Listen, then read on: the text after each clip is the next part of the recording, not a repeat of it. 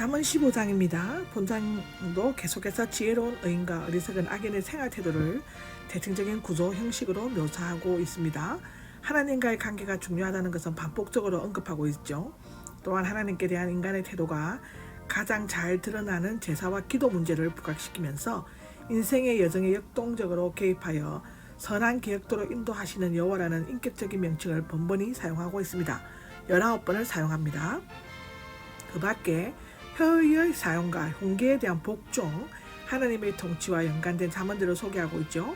특히 지혜의 근본인 하나님이심을 밝히고 참된 지혜는 하나님을 경외할 때 얻을 수 있음을 다시금 강조하고 있습니다. 이것이 모든 것이 여러분의 매일매일 살아가는 삶 속에 적용됩니다. 그래서 하나님을 안다는 것은 너무 중요하고 우리가 하나님을 매일매일 만나고 알아야 우리의 매일매일 삶이 풍요로워지고 축복받은 삶이 되는 것입니다. 아멘. 지혜로운 말과 어리석은 말을 1절에서 7절에 기록하고 있는데요.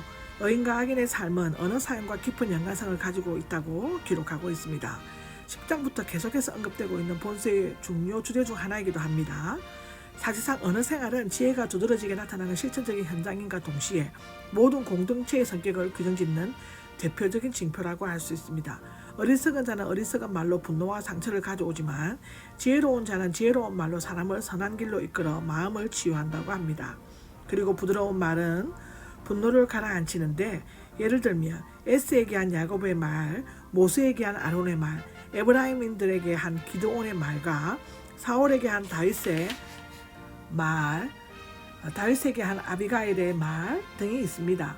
거친 말은 화를 도우는데 예를 들면 사울의 말과 나발의 말, 르호보암의 말 등이 있습니다. 사도 바울도 말의 중요성을 거듭 강조하고 있습니다. 로마서 1장 29절, 30절, 에베소서 4장 25절에도 기록하고 있죠. 또 지혜 있는 자와 어리석은 자의 입과 입술을 비교하고 있는데요. 지혜 있는 자의 혀는 지식을 삭고 때와 장소에 알맞게 그것을 말함으로써 좋은 결과를 얻는다고 하죠. 그러나 어리석은 자는 때와 장소를 가리지 않고 떠들고 다니며 어리석은 것을 쏟아낸다. 말은 사람에게 용기를 줄 수 있다. 온유한 혀, 즉 고치는 혀는 상한 마음을 위로하고 고쳐줌으로써 힘과 성장에 그러니 생명나무의 역할을 하지만 사악한 혀는 마음에 상처를 주고 사기를 꺾어놓는다고 기록하고 있습니다. 살펴보시는 하나님 8절에서 17절에 대한 기록입니다.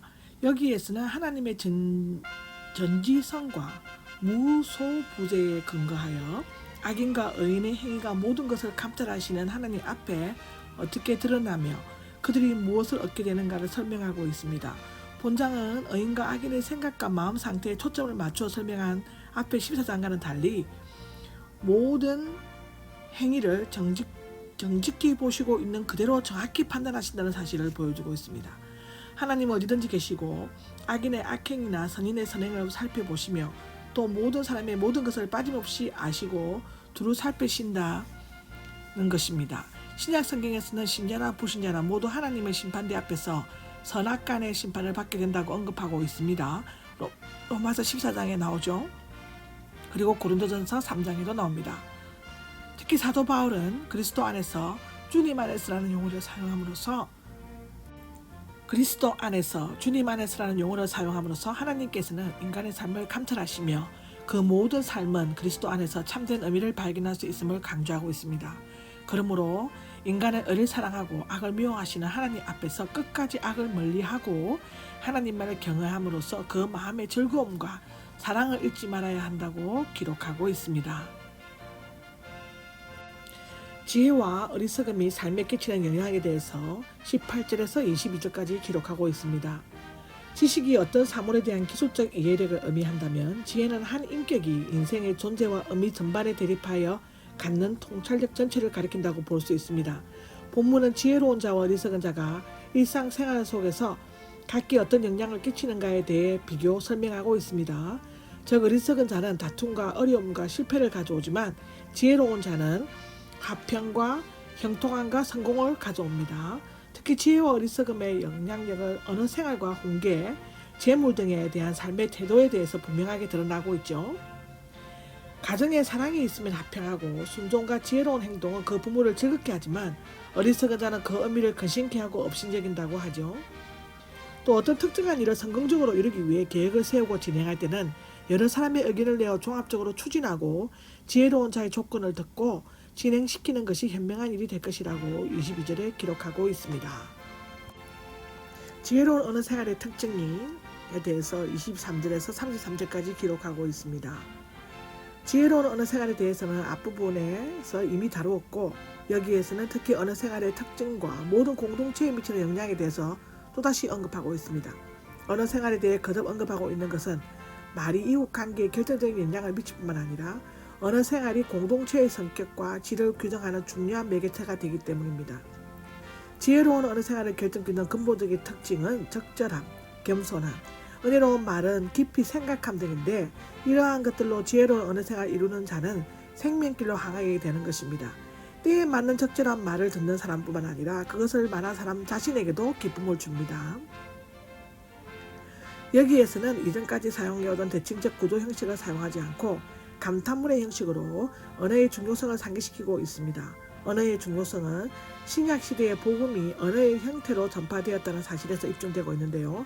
사도들이 끊임없이 말과 글로 복음을 전파했고 그 결과로 교회가 탄생했고 땅끝까지 그런의 메시지가 전해졌습니다. 이제 잠언서 기자는 겸손을 강조하기 위해 교만하는 자의 결말에 대해서 언급하고 있습니다. 겸손의 원천은 하나님과의 관계에서 비롯된다. 또 한 의인과 악인의 차이는 징계를 대하는 태도에서 드러나고 있습니다.